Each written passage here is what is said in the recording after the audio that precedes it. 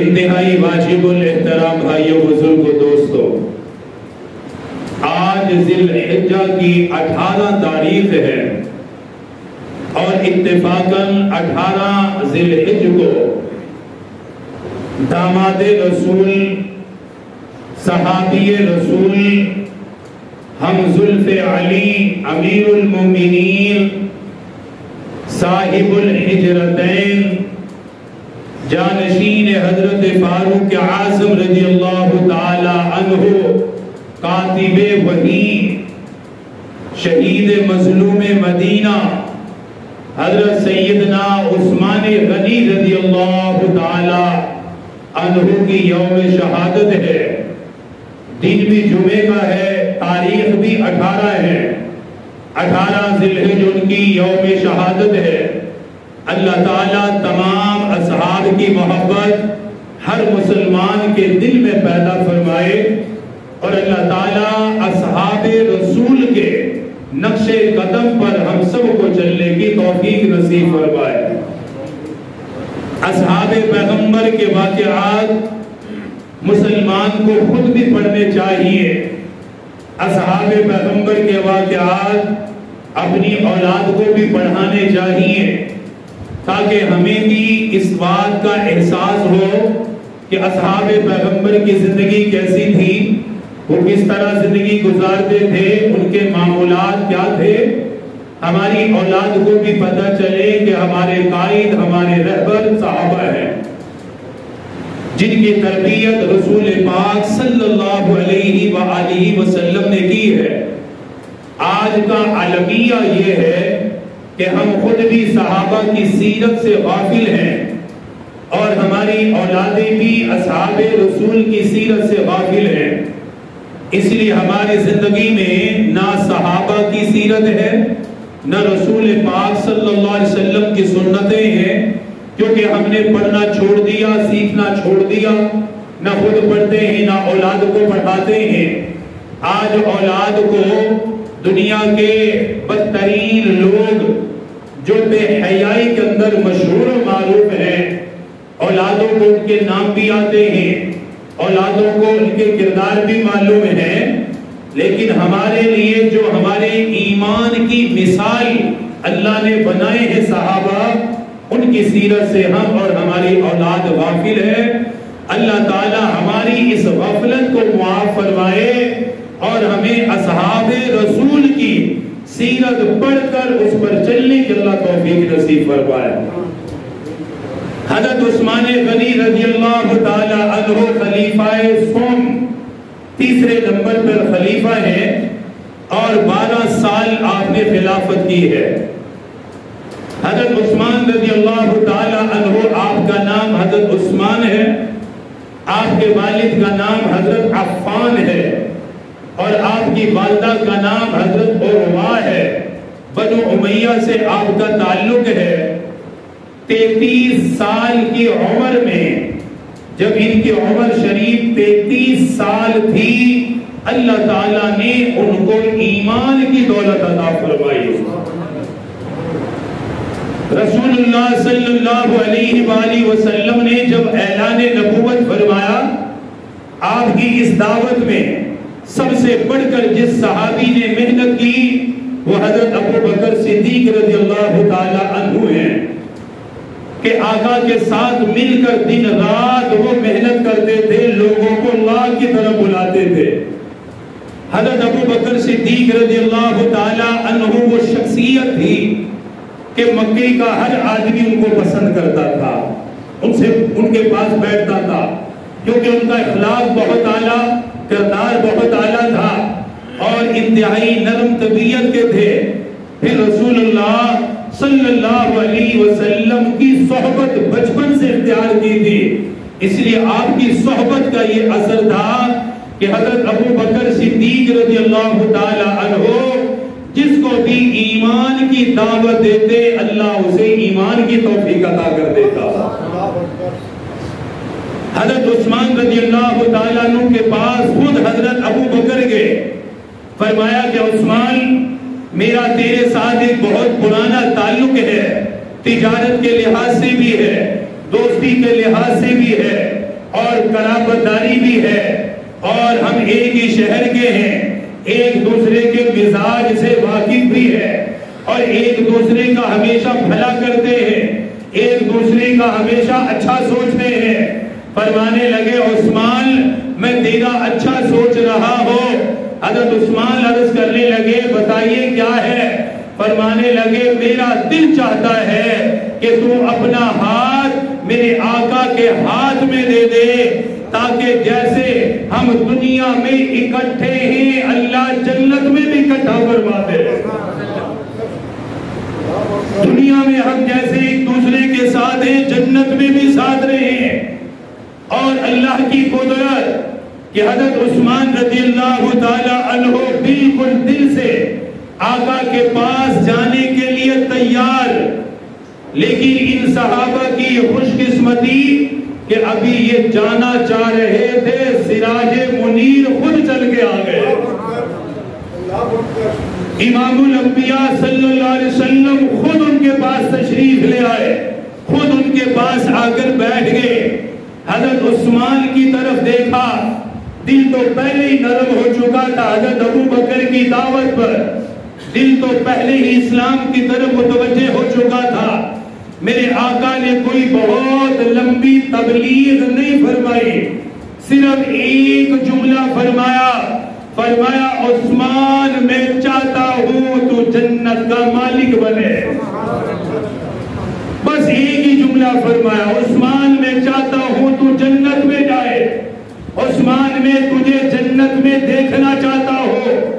اور جنت میں جانے کا طریقہ فرمایا عثمان یہ ہے کہ میرے ہاتھ میں اپنا ہاتھ دے، کلمہ پڑھ، میں محمد تجھے جنت کی ضمانت دیتا ہوں صلی اللہ علیہ وسلم۔ فوراً اپنا ہاتھ آقا کے ہاتھ میں دیا اور زبان سے فوراً یہ کلمات ادا کیے، اشہد ان لا الہ الا اللہ وانک محمد رسول اللہ۔ عرض کرنے لگے آقا میں نے اقرار کر لیا آپ ہی اللہ کے رسول ہیں،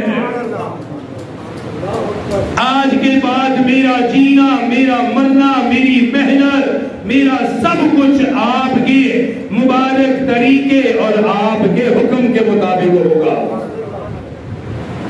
سرکار مدینہ صلی اللہ تعالی علیہ وسلم نے ان کو دعا دی۔ حضرت عثمان غنی رضی اللہ تعالی عنہ پھر ان خوش نصیب صحابہ میں جن کے نکاح کے اندر پیارے آقا صلی اللہ تعالی علیہ وسلم کی بیٹی سیدہ رقیہ آئی۔ سیدہ رقیہ رضی اللہ تعالی عنہ حضرت عثمان کے نکاح میں رہی۔ حضرت عثمان نے اپنی زوجہ سیدہ رقیہ کے ساتھ ہی حبشہ کی طرف ہجرت فرمائی، ایمان کے لیے، اسلام کے لیے ہجرت فرمائی۔ 5 سال تک حبشہ کے اندر رہے۔ 5 سال گزارنے کے بعد حضرت عثمان رضی اللہ تعالی عنہ دوبارہ مکہ المکرمہ واپس تشریف لائے۔ آقا مدنی نے اب مدینہ کی طرف ہجرت کا حکم دیا، فرمایا میرے صحابہ مدینہ ہجرت کر جاؤ۔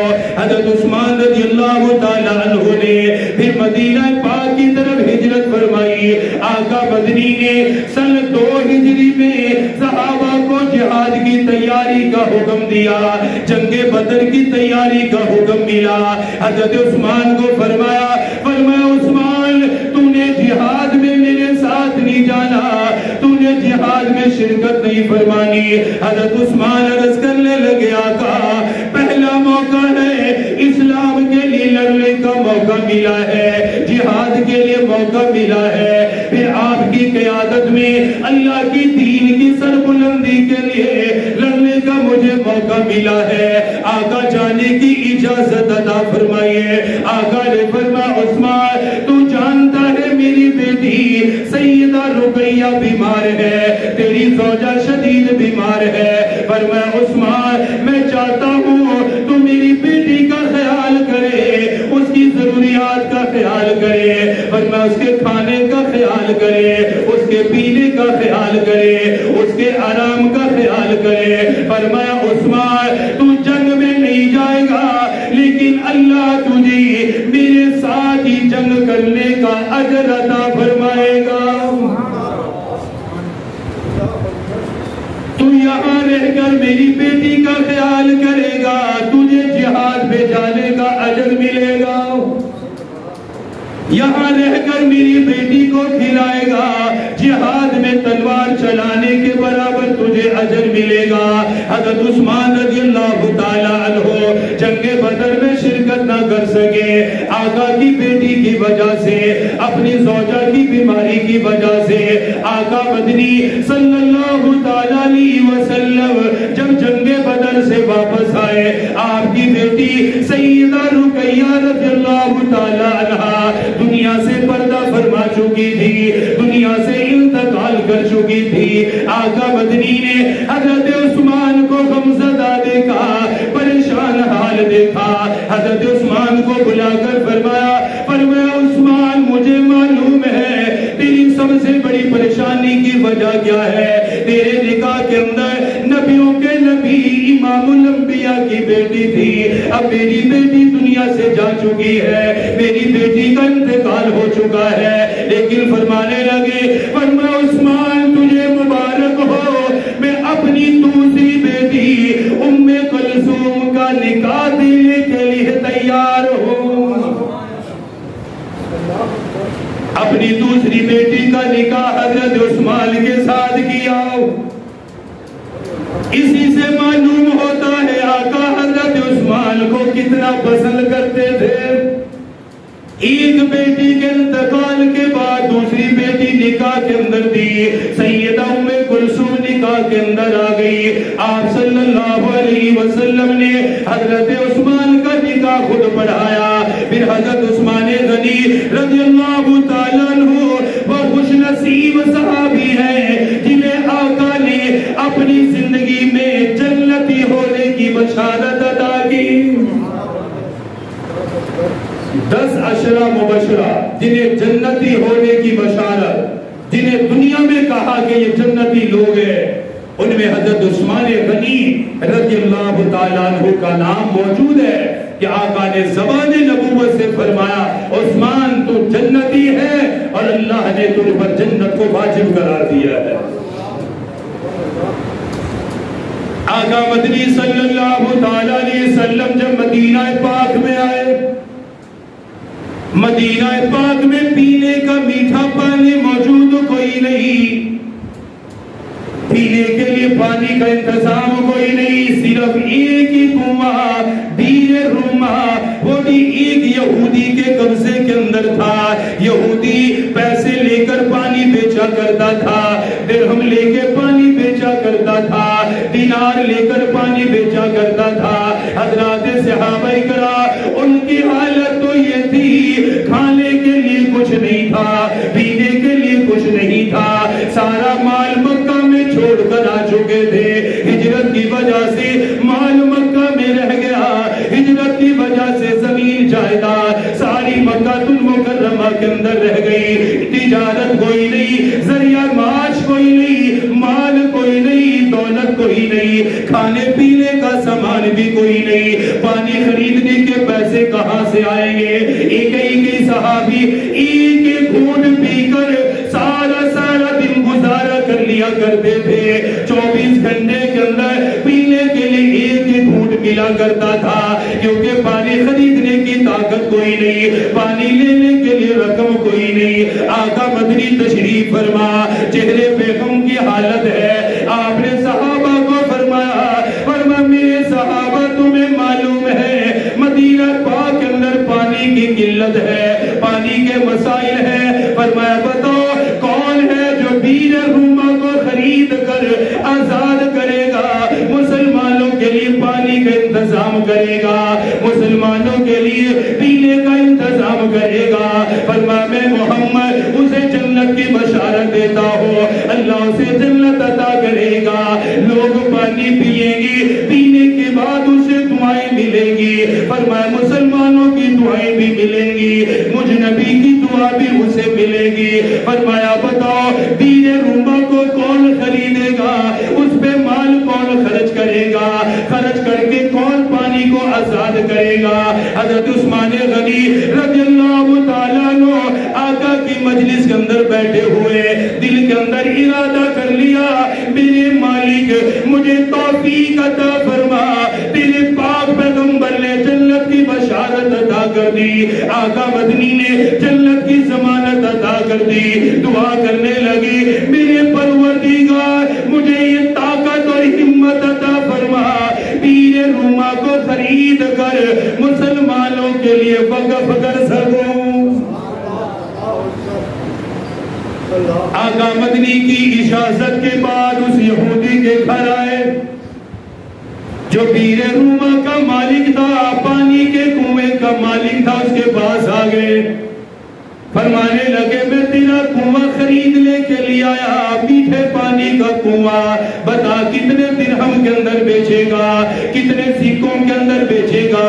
پہلے تو وہ تیار نہ ہوا، حضرت عثمان فرمانے لگے، فرمایا جتنی رقم مانگے گا، جتنے دینار مانگے گا، عثمان دینے کا پابند ہوگا، تیری ڈیمانڈ پوری کرنے کا پابند ہوگا، بتا تجھے کتنی رقم چاہیے؟ کہنے لگا عثمان آدھا کنواں بیچوں گا، وہ بھی 12,000 درہم، 12,000 درہم کے بدلے میں ملے گا، اور میری شرط یہ ہوگی ایک دن کنویں کا پانی تیرے لیے ہوگا، ایک دن میرے لیے ہوگا، یہ باری طے کر لی گئی۔ کہنے لگا یہ شرط ہوگی ایک دن آپ کا اختیار ہوگا، اگلے دن میرا اختیار ہوگا۔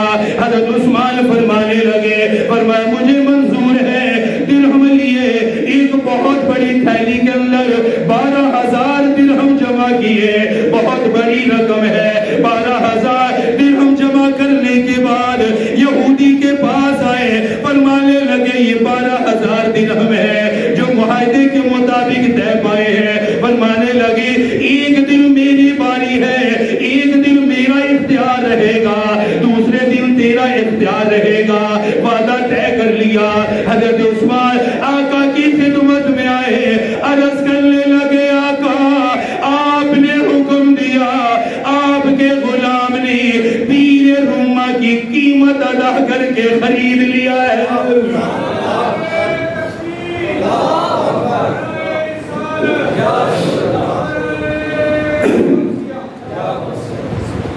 آقا مدنی نے فرمایا عثمان کتنی رقم ادا کی؟ فرمانے لگے آقا 12,000 درہم میں نے ادا کر دیے، لیکن ایک دن میرا ہوگا، ایک دن اس یہودی کا ہوگا۔ آقا مدنی نے فرمایا عثمان تم نے اپنے اوپر جنت کو واجب کر لیا ہے، مسلمان پانی پیے گا، ایک ایک گھونٹ کے بدلے میں تجھے اجر ملے گا، ایک ایک گھونٹ کے بدلے میں تجھے ثواب ملے گا۔ فرمایا عثمان اس پانی کو مسلمانوں کے لیے بھی وقف کر دو، یہودیوں کے لیے بھی وقف کر دو، عیسائیوں کے لیے بھی وقف کر دو۔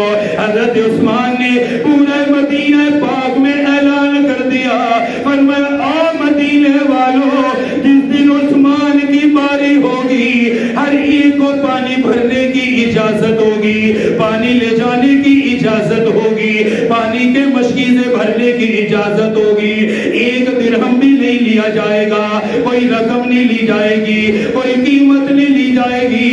حضرت عثمان کے اعلان کے بعد مسلمان اپنے مشکیزیں بھر لیا کرتے، جس دن حضرت عثمان کی باری ہوتی مسلمان بھی اپنے لیے پینے کا پانی جمع کرتے، یہودی بھی جمع کرتے، عیسائی بھی جمع کرتے، یہودی بھی تعریف کرنے پہ مجبور ہو گئے، کہنے لگے یہ مسلمانوں کا کیسا کردار ہے، ہمارا یہودی پیسے لے کے پانی دیتا ہے، ایک مسلمان نے کنواں لیا غیر مسلموں کو بھی مفت پانی دے رہا ہے،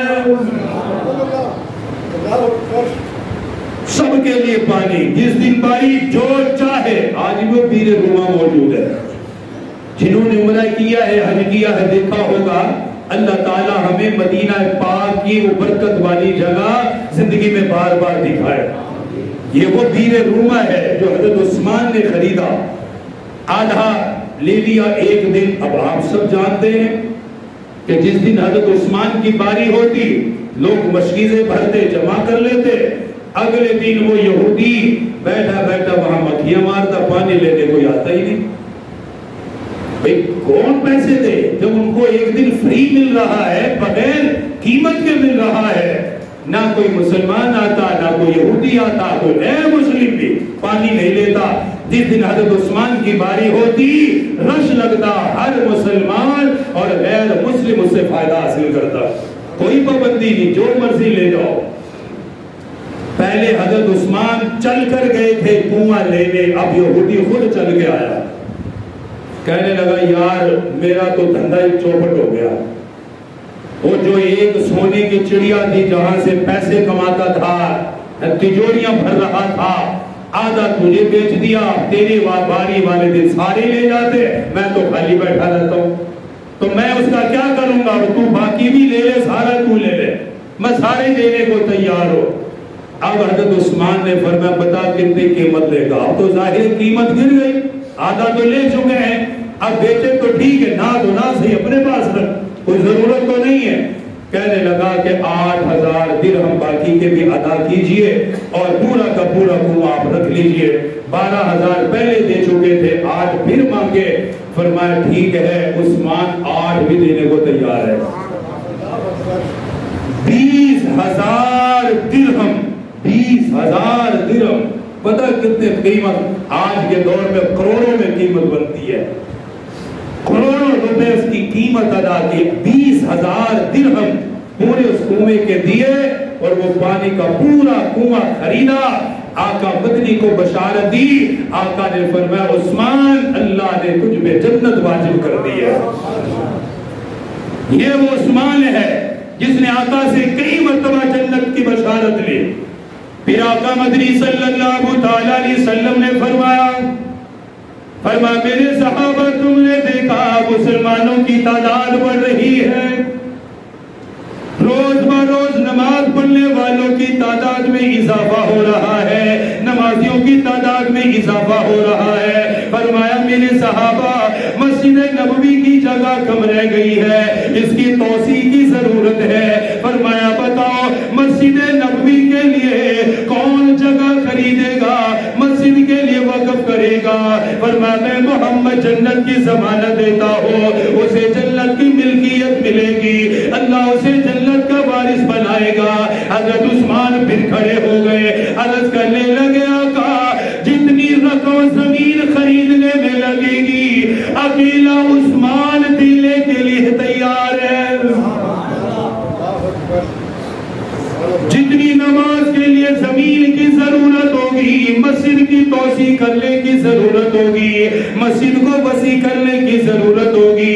فرمایا آقا درہم کے اندر خریدیے، عثمان ادا کرنے کے لیے تیار ہے، عثمان قیمت دینے کے لیے تیار ہے۔ حضرت عثمان غنی رضی اللہ تعالیٰ عنہ نے مسجد نبوی کے لیے جگہ خریدی، مسجد کی توسیع کر دی گئی، مسجد کو وسیع کر دیا گیا۔